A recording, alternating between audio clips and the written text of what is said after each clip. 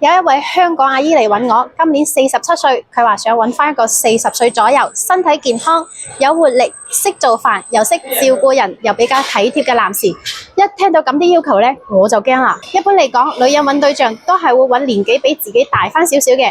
我問佢點解，佢話自從另一半走咗之後呢，佢就一直單身到而家，冇仔冇女。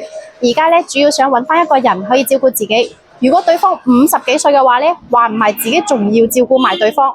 我話你咁啲要求太難揾啦，男人一般都係想揾翻個比自己細嘅。呢位阿姨講啦，佢有錢，佢仲有500幾萬嘅存款，外加一套樓嘅，所以佢覺得自己依家呢係比較有優勢嘅。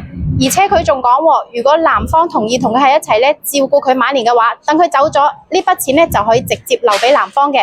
佢身邊呢，咩人都勸佢唔好咁做啦。佢話自己實質上得到咗乜嘢，享受咗乜嘢先係最重要嘅。佢呢個說法呢，你哋同唔同意？你哋可唔可以接受呢？評論區話俾我知啦。